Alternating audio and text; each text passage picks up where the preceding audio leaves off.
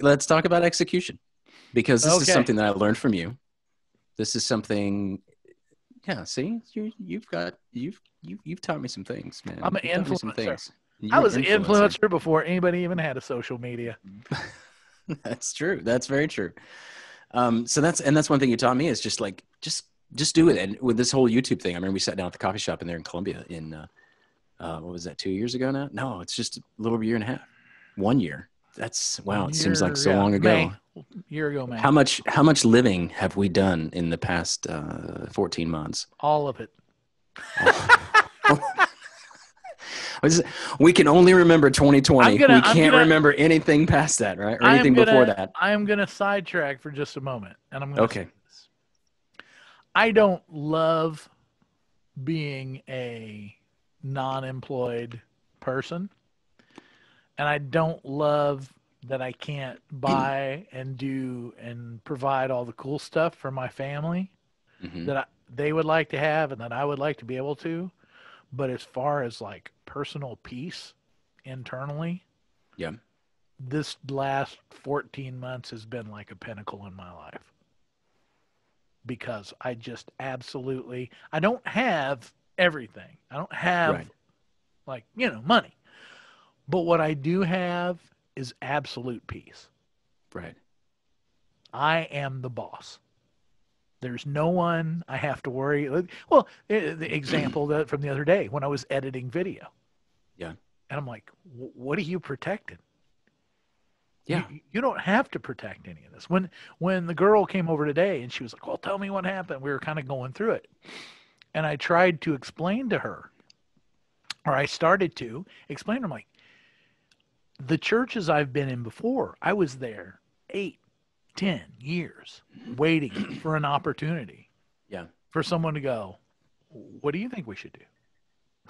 Not in an argumentative way, but it actually would like to hear the ideas Right. and Who stuff. needs Kind of some way. of your, yeah, It your never expertise. happened. This time I realized it 1 year in, and I saw the writing on the wall. Yeah. And like I said, I made the effort to leave with, and as much as it depends on me, live in peace with everyone. I tried to do all the right stuff for a change, Yeah. and it was imperfect. But as much as there are things I wish I had, I have something that I've always wanted that I've never had, and that Right. is that feeling like not hostility, but just like I don't owe anybody. I'm not dependent on anybody. Right. I'm a free agent. Yeah. And man, that's coming into contact with that thought was just like, yeah. Well, see, and So that's why, there. and that's why I think that I look at you as, I see that as bravery from my perspective. Is like you were brave enough to go, this is what I'm going to do. And you forego all of the, well, you let go of the ball and chain. That probably is part of why you, not your wife, but the other ball and chain that's, the clock in and out, and Right. you've got to be here and do this and fix this and print this and make these slides and mix this music. But you got rid of it, and now it's on your terms. And I think that's what every man really needs. And I think that's the thing about peace right there is when you have something solid that you can do with your hands that's fulfilling, then everything else kind of falls into place. Mm-hmm. Because now you're like, you've got absolute peace. Your family, I assume you guys are doing well, and you normally tell me if something's going on, and Relationally, everybody's great. right. But everybody's got the stuff. That's not what I'm Yeah, talking yeah, about. I yeah, mean, it's yeah, like yeah, yeah, unless yeah, you're not yeah. in a place where things are just going Right. downhill really fast and it's out of control. Everybody's No, no, got the no. stuff that they deal with on a weekly, day-to-day, monthly basis, especially when you have a house full of women. But it's I'm not here to protect anyone. I think I believe that is, and you may have been heading here. So if you were, I apologize for cutting you off at the pass. But that is part of the benefit. Right. That it has smoothed out a lot of the rough patch at home. Yeah. Because Yes. there's not that external demand, that Right. external expectation that's always making you feel torn apart. Yes. There's this weird thing that happens, and maybe you've experienced it. Since we're talking about dude stuff, this will work really well. All right. I like it. You Weird love things. your I like wife, and you have your wife, and you have your children, there is an expectation that you have of yourself and your family has a right to have of you that you provide. And so, in order to do that, you leave the home and you go and serve someone else.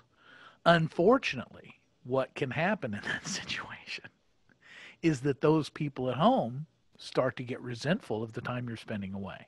Exactly. And then you're being torn apart over something. You're doing something to bring unity and to make everything smooth that's actually causing the opposite to happen. Right. But That was that was in our bad for me. in our workplace though, when we find the place where it fulfills us, then when we bring that home, it becomes less resentful, right? Because we're a healthier person when we come home. We are more fulfilled when we come home. We have that, that sense of adventure that's kind of been fulfilled when we're there at work. And then you come home and you're like, I've conquered the day, and I didn't feel like that it conquered me. And so now I'm a lot healthier. I've won the day. I feel like I can win my family now too. No, you're right. It is a tough balance. I was talking to someone the other night about that, and they were like, when he finally made the step out to start his own business, he was like, I was the boss. And his wife sat there across the table and told me at that day, that specific day that he started the business and he came home as the boss, he was a completely different man because he was done working for someone else. He's now in charge of his own decisions. He's in charge of his own destiny. And that not too far unlike you. You're in charge of your own destiny.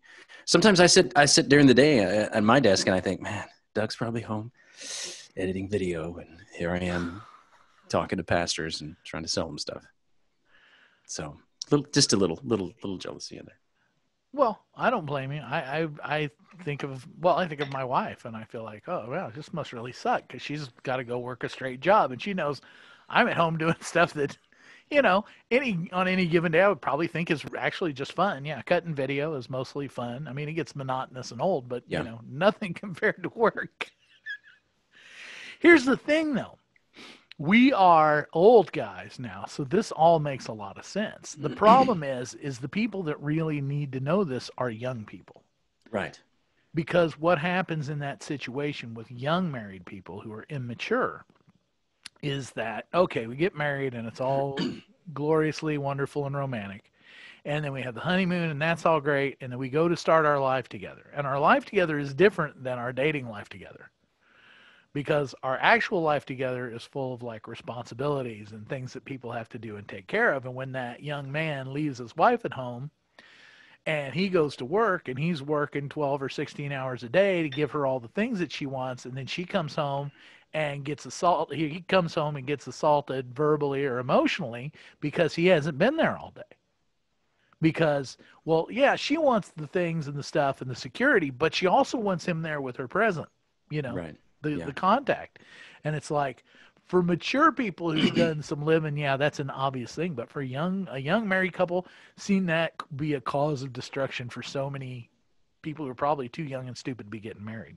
But nobody had the sense to tell them no, because everybody loves a wedding. Right. And everybody wants a medal. Everybody wants a medal, so they're going to protect the psyche of the young man and say, oh, this is not, I'm going to question you. If this is what you really want, this is what you really do, then But yeah, you're right. And that's something I was thinking about too the other day. I'm like, how do we get this in the right place? Because I feel like that the man is really a dying breed. I mean, we are, and again, I'm going to make some enemies, but you do it. Okay, but that's what we're here for. We're if you can't make enemies on YouTube, where can you make enemies? Oh, I don't know. I'm new at this, so you'll have to help me make a few enemies. Let me show you the way. Allow me to guide you. So the masculine man, the real man, is a dying breed. I think he's slowly going away, and I think we're seeing that now in the generations coming after us. That it's like, wow, this is really happening a lot faster. I mean, and here's where I'm going to say it. We are leaning towards a feminist society. Very much so. We're feminizing men more and more, and trying to fit them into this specific mold. And I don't know why the intention is. I'm not putting any blame, but for some reason that mold is more feminine than being a man. So, for a boy to want to run and shoot cap guns, and you played You played cops and robbers. Did you play cowboys and Indians? Oh, my yes. goodness. I mean, And war. We just had war. war. Yeah, you play war. We team up in two armies. That's what, that's what John Eldridge writes about is a man needs a battle to fight. One of the things that he talks about that a real man has to have is a battle to fight. And even if that's an imaginary battle, we pretend to fight that because we want to be the cowboys over the Indians. We want to be the cops over the robbers because we want to be the hero. We have to be the hero in our own story. And so now we're taking that out of a boy at a young age and saying, no. You need to sit in this chair for 8 hours a day during school. Don't squirm. Don't move. Don't talk out loud. Keep your legs together. Keep your legs together. And you can only do that when you're outside for 45 minutes. And one day we're taking the men out of the boys and we're just creating very effeminate boys as they get older. And so that's where I was going with that is what you were saying is how do we get this into the right ears? What kind of product, this is one, but I've been thinking about other things that we can get out to, especially younger men that are, coming out of high school, going into college, starting to get married. How can we get this into their ears or into their eyes and help them with that, the choices that they make? Because we are the older guys. Something you said and I'm probably going on a rabbit path here. Something you said last time, one of the times you were here visiting, you said something about, or maybe I was there. I don't remember. It probably had too much whiskey. But you said something about what is this too much whiskey you speak of? You said something about when we were younger, we were always what was it? You said something about being old and young, and now we're the old guys. And I don't remember. I wrote it down somewhere. I'm gonna have to look at it. I'll come back to it. I'm always amused at the fact that we were young insiders and now we're old outsiders, or we're young outsiders and now we're old outsiders. We never got. Yeah. I never felt like I ever got inside. I wanted to, but I never did feel like it. But that's probably not what you're talking about. I think here's what I see right now is that there is when you look, I don't know if you're familiar with Jordan Peterson or the MGTOW movement, or any of that stuff going on, there is definitely a hunger for it. Mm-hmm. Yeah. That there is a generation of young men and even not so young men, like 20 to 30, who realize that they got cheated. That part of their growing up was stolen from them, and they are trying to reclaim it because they've realized what dysfunctional grown-ups they've become because there's part of them that's just not there. Right. It's not expressed. My concern, which I've tried to verbalize with several people, and I always get a funny look from people. It's like, well, what are you saying? Do you think racism is okay? Do you think sexism is okay? No, but I do acknowledge that there is a part of our biology where those things start. The recognition of others is part of what makes racism so egregious, is that there's a seed of racism that's genetic, that's actually in our biology. Mm-hmm. And it is that recognition of people from other groups from when we had to run away from other groups. Right. And it's not necessarily a conscious effort to dislike someone. It's just a seed for that to build around. And the same thing when we hear about the evil that men perpetrate. I think about the big Gillette commercial that was so controversial last year, or whenever it was, about this time last year, maybe a little earlier. Where it was like putting the poo-poo on the boys will be boys idea. And there's an aspect to sexual harassment, which I don't agree with, and I think it's completely wrong. But there is a biological urge in a young man that he does not know how to control. And so he will say and do inappropriate things. I'm not suggesting for a moment that I think sexism or racism are all right, but I think it benefits us to recognize that there's a seed for those things inside of us. And if we don't deal with it and teach young boys, hey, you're going to have urges, but you can't follow those urges. Right. That's responsibility. What we teach them is those urges are wrong, so deny having them. And then it just creates problems and questions. Well, why do I have them? Is there something wrong with me? And then you try to raise a boy in faith, and it's like, well, why did God let me have these urges? Why does He put these in us? He's not a perfect God, and so then it just raises so much questions. So no, that's part of us. Anyway, so execution. No. Jeez, execution. Okay. All right. We're executing. We're just executing on a different topic. It's all. We're doing it. All right. So that's why God invented editing. So let's back up and let's go back to 14 months ago. You and I sitting at the coffee shop having a conversation, and you blowing me away with your, and I hate to throw the word passion around because it's been so, I've hated that, because you sent me that video the other day, and I'm like, this is that Mike Rowe video, and I'm like, that's exactly what I want to say. Passion comes later. Get the crap out of that fallen passion crap, and just do it. He's one of the last remaining men.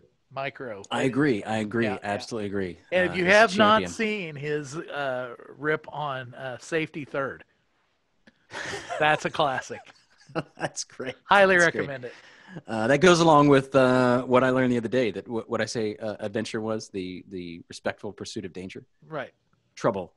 Respectful pursuit of trouble.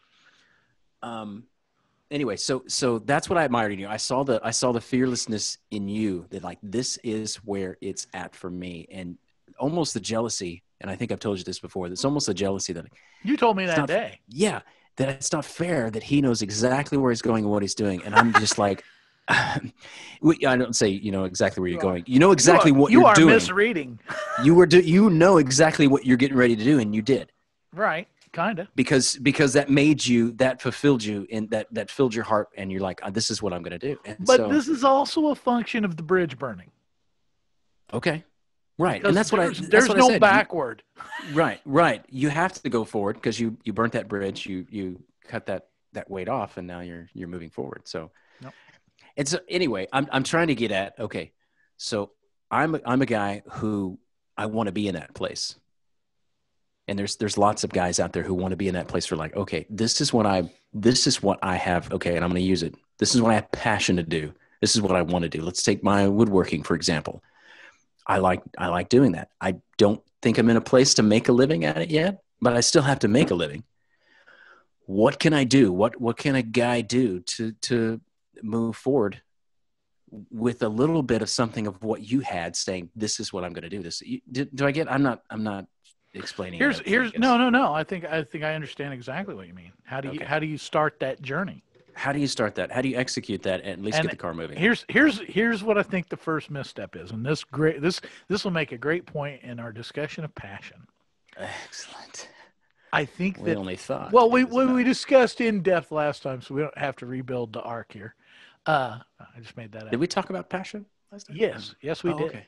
Okay. Yes, we did. It's actually a major part of the conversation. That's really good. Okay. Really, if you haven't watched that last podcast, I need to watch that last video. That was a plug in video ad. Okay. What was I going to say? A thing. This following passion is not the critical part. You will change passions. I believe that. I don't think I've ever had a singular passion. There are lots of things I have. I have a passion for creativity. That can take a lot of different, just because I like the creative journey. So I don't, there's not it doesn't have to be this thing or music or video, or it could be whatever. Yep. The first real step is in evaluating what you're afraid of. Specifically, what you're afraid to lose. And deal with that. If you can get past that, following your passion becomes much easier. But it's the fear that we have about what we're going to lose, what we're going to compromise, what's not going to be, or whatever. Those insecurities, those are the things that really hold us back. If we weren't being restrained, we would fly quite easily. So, and I can relate with that 100%, because I also have written down the fears that I have of losing something that I don't even have yet.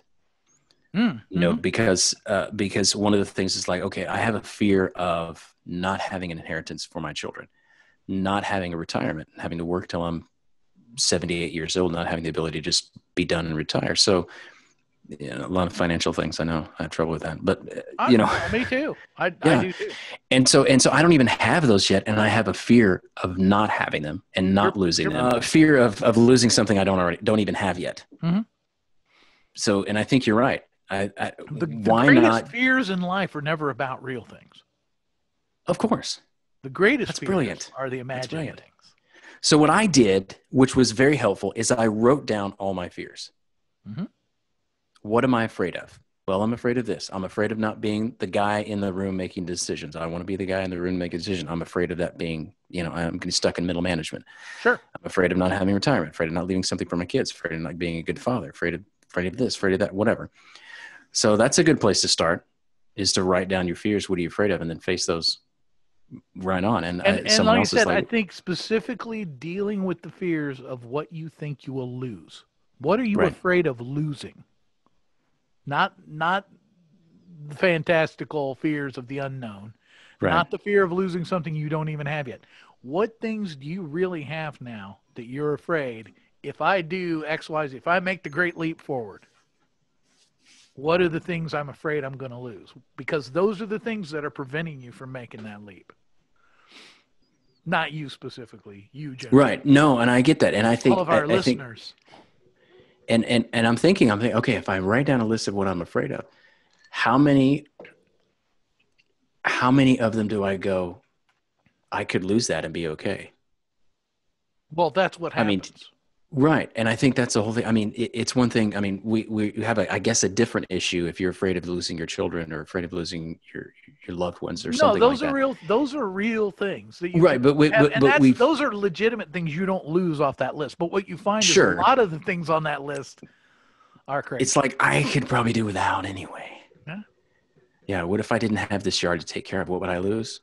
I wouldn't lose anything. I would gain 3 hours a week, not trimming. At least. Trimming verges, making hedges. those lines. Yeah, making the lines, which I've delegated, and he's doing a really good job of making those lines. Yeah, he's good. He's good. He takes after his dad. Yeah, and I think you're right. I think making a list and just looking and realizing some of those things are worth losing and moving forward. A lot of them are boogeymen.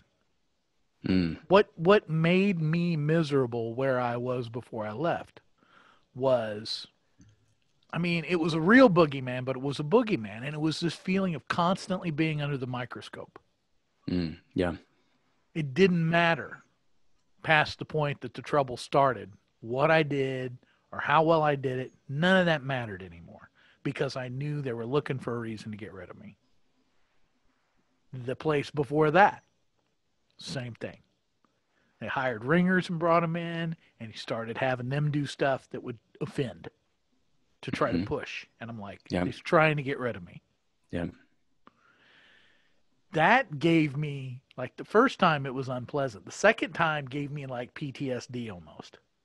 And I say that not being licensed to, diagnose myself, but like the act of walking into the closet to pick out clothes to get ready to go would bring on nausea and dizziness and just feelings of dread and fear.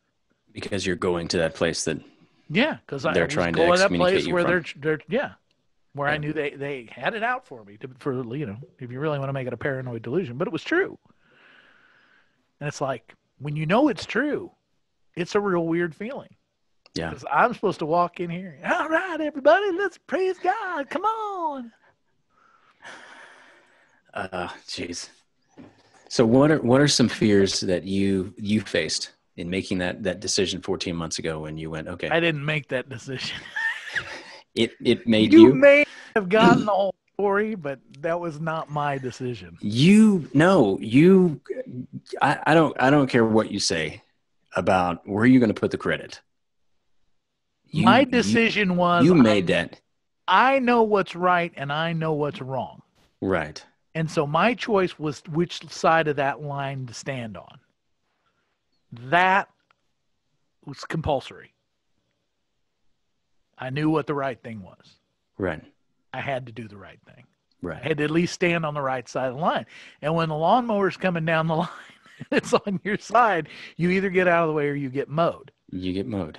My whole philosophy about it was the same thing it was at the last place. Is if you want to do this to me, you're going to have to come right ahead on and step up to the line where I'm standing. Right. You're going to have to face to face. You're going to have to do this. So the first time that happened, did you get a note? Or was it a face-to-face conversation? I got a phone call. You got a phone call. Okay.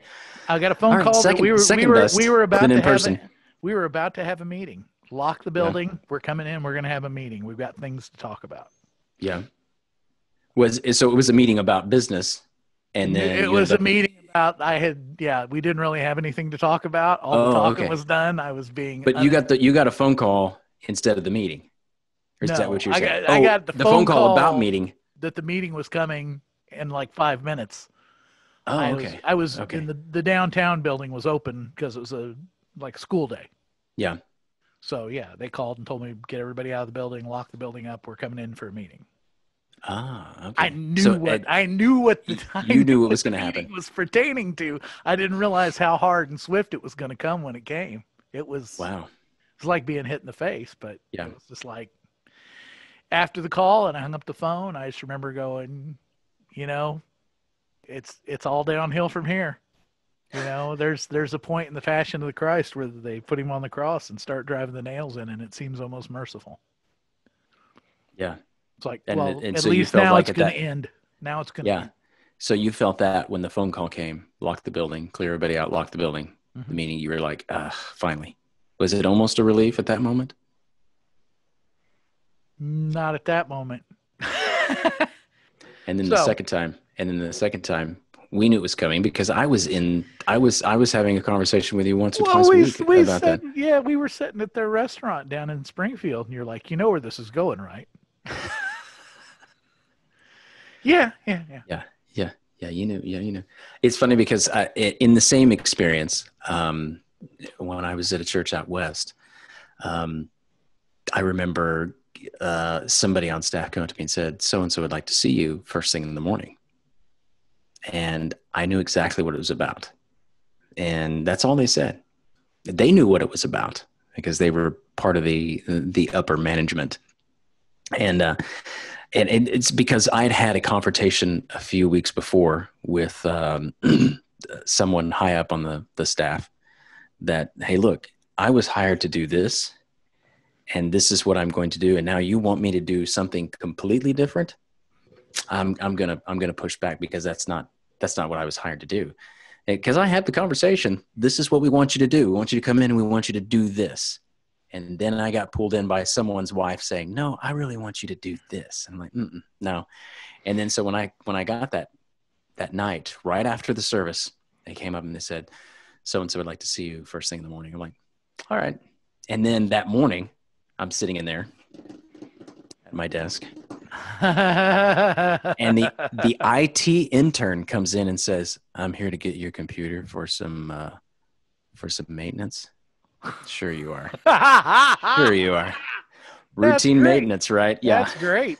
That is Here you great. can have it. One thing I need to. Okay, I got that file that I absolutely had to name. Thanks. You can go. And it was so funny because I think I denied it up until the very last minute, until I heard the words come out of his mouth. I just don't think you're a fit.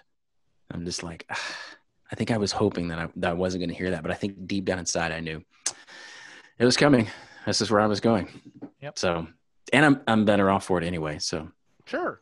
I'm better off for all of mine, but none of them were easy. They were all. Someday we'll talk about the really hard one. That was the easy one. Someday Someday I'll be ready to talk about the really hard one. Oh, there was one worse than that. Yeah, there was. Oh man. I asked you once when we were having a conversation about stuff like this if you had ever been fired, because I thought, no way, Mark had ever been fired. I'm right up there with you. I'm twice. That's I'm twice awesome. out. That makes me I'm feel so twice much out. better.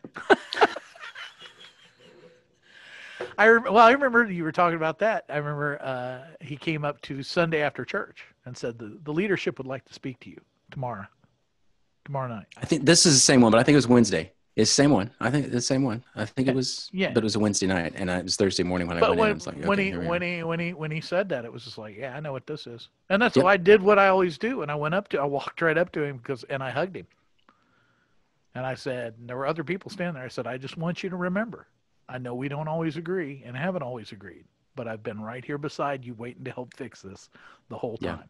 Yeah. But if this is what you want, you can have it. Yeah. And I think that's what's cool about what God does is he honors your heart. You know, he honors what you do.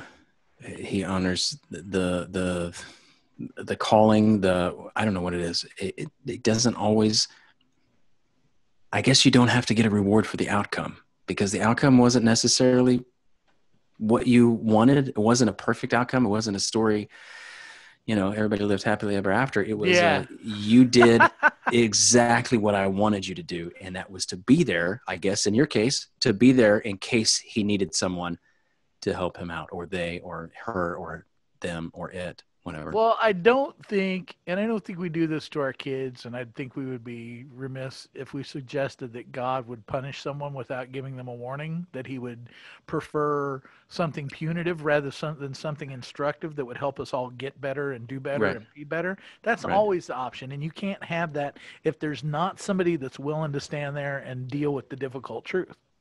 When everybody is doing their best to avoid the difficult truth, then yeah, there's got to be somebody to stand there and go, there's a way to fix this. Yeah. There's a way we could get out of this mess.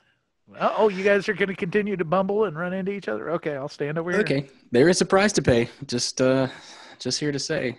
Well, and it was you go back and look at the history.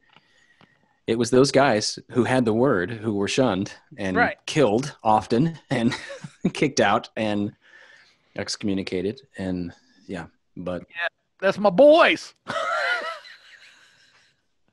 Go marry that hooker and lay naked in front of a fire for a year.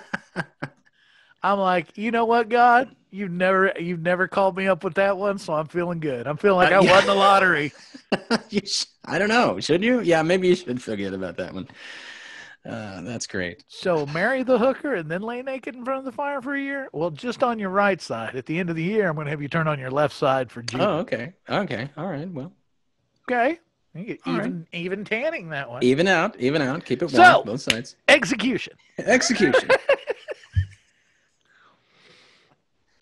Execution. Here's the secret execution. And that's what I think about. I think about raising my hands in church, because that is kind of the prototype. And it didn't start with that. But there is a conversation I have with myself. Anytime I think I want to do, like, spontaneously, I think I want to say something, or I want to do something, or raise my hands, or whatever the uncomfortable thing is, and I feel that fear thing inside, I will immediately force myself to do whatever it was I thought of. And you can't do that with like major life changes, but that is such a practical day-to-day thing that you can employ, because we all feel that tinge of insecurity or fear about something. Something in your day that you want to do or you think about doing, hopefully legal and not job threatening. Hopefully. But you think, oh, I'd really like to. I walk down the street and I see a homeless guy and I think, oh man, I wish I would have done it. Turn around and go back and do it. Yeah. Things like that. Yes. Anything you allow yourself to chicken out of, you got to double down on yourself over. And go, not only are you going to do it, you're going to do it right now. So I had a guy, so this reminds me of something. I was in a coffee shop the other day and I ran in, it's one right by my office. So I ran in to get some coffee like I do some mornings, ran in and grabbed some coffee and I was on my way out. And this guy, he stands up, and so I'm walking through the tables to the door and he stands up. He was an older gentleman, older than I am. He gets up and he says, "Hey, excuse me." He goes, "I just want to say something to you." He said, "I don't want this to sound weird," but he goes, "I just think that your look," and I'm not boasting, but he just said, it was just really strange. He said, "I think your look with your glasses and your beard, it just looks really nice." He said, "I just wanted to say that." He goes, "Oftentimes we think of positive things about people and we don't say them."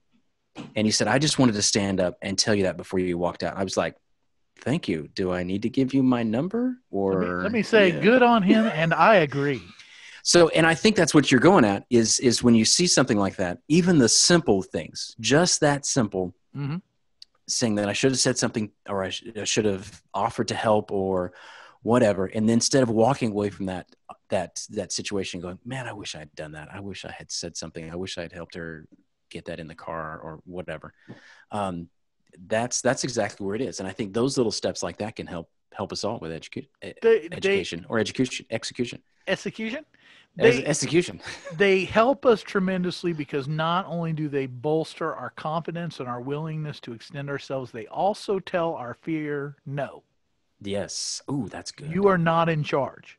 Yes. You might be able to scare me for a second, but if I realize you're trying to scare me, I'm going to scare you. And the way I scare you is by doing exactly what you're afraid of me doing.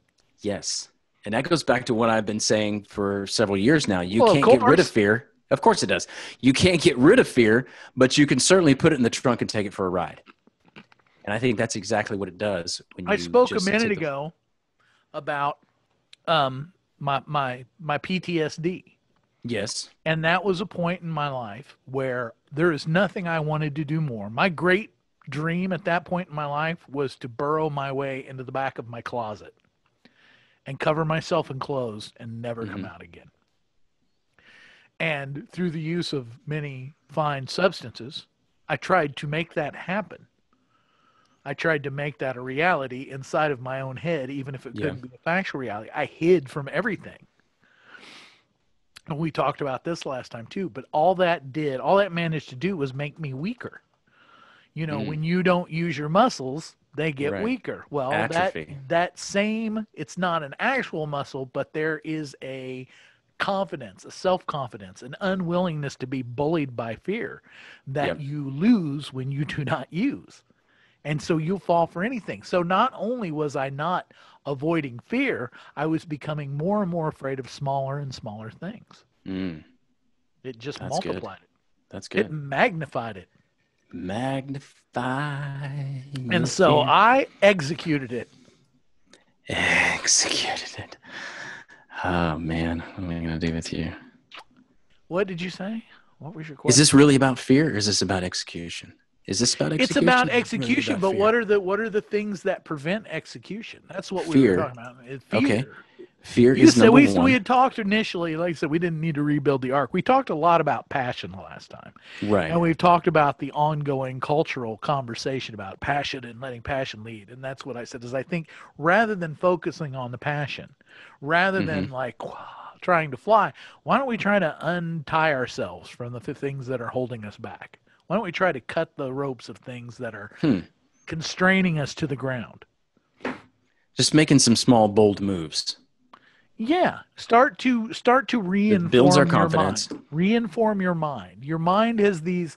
I heard a guy talk about it one time. He said our brains are like a hill of snow. We've spent our whole life going down them. And what happens is ruts develop, and we can't go outside of those ruts. Even if we Right. start outside of a rut, we'll eventually be pulled back into one of the Back ruts into it. because Yeah. we think in patterns. So disrupt those patterns. That's part of confronting yourself when you feel fear about, like we talked about, doing something positive for someone else. Right. Right. Is to go, no, that's not going to be the standard anymore. We're going Right. to set a new standard. And the standard is if you could do something kind, do it. And don't Yes. hesitate. And Right. finding things like that that retrain the way we think. As we get older, those ruts become more and more calcified and defined and harder to get out of. Right. And then you just got to take a giant hairdryer and melt the whole pile of snow. Here's something that I remember. The great benefit we have, we discussed this last time too, is that as we get older, we give less of a crap. So that actually works in our benefit. Anyway, back to you. Here's something that I've noticed too. And when I have these moments of these little moments of boldness where I can say something that I thought in the moment, like you said, that moment, like that gentleman stands up and says, "Hey, I just want to say something positive to you." When they have those moments, I notice, and this is probably true for you. It may be true for a lot of people. I don't know. I'm just me, but it builds on the day. You know, if I have an encounter first thing in the morning at the coffee shop where I feel like, I overcame that fear and I said something and I helped them or whatever, did something kind, it just kind of continues to build the day and it sets the tone. And I almost get, I don't know what's the word I want to get. What's the word? I get a little boisterous about it. Get a little, hey, look at me! Look what I did! Yeah.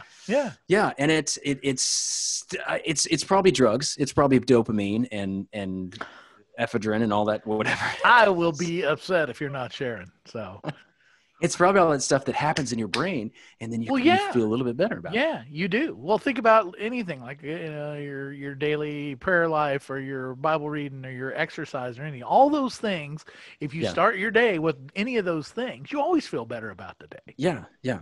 You're like, well, I knuckled down and I did this thing. Yeah.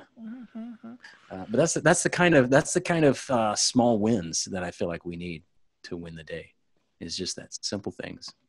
Yeah, man. Simple.